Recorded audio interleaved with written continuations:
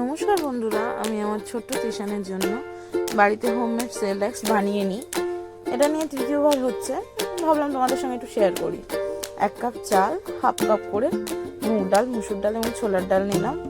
1 cup dahlia নিয়ে ভালো করে ধুয়ে এভাবে একটা কাপড়ের উপর ফেলে ভালো করে শুকিয়ে নেবে।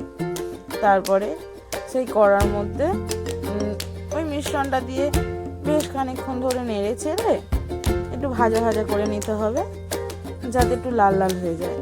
এটা কি বেশ কিছুক্ষণ ধরে নাড়তে হবে, জানো, থামলে হবে না, থামলেই তলাটা কালো হয়ে যাবে।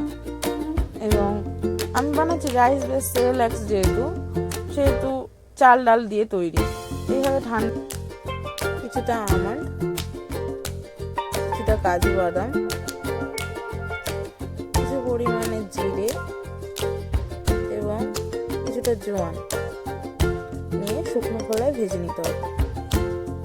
যেহেতু এটা তৈলাক্ত বাদাম, এগুলো আলাদা না ভাজলে পুড়ে যেতে পারে।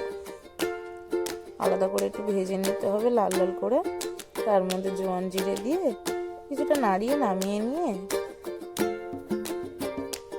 মিক্সির মধ্যে পেস্ট করে চেলে নিলেই রেডি আমাদের হোমমেড সেরেল্যাক্স। চলুন কীভাবে সেরেল্যাক্সটা বানিয়ে দেখিয়ে দিই। ঠান্ডা জলে প্রথমে সেরেল্যাক্সটাকে গুলে নেবেন এবং আমি এতে খেজুর অ্যাড করি, যেহেতু খেজুর ভিজিয়ে রেখেছিলাম সেটা ছাঁকনিতে স্ম্যাশ করে নিলাম।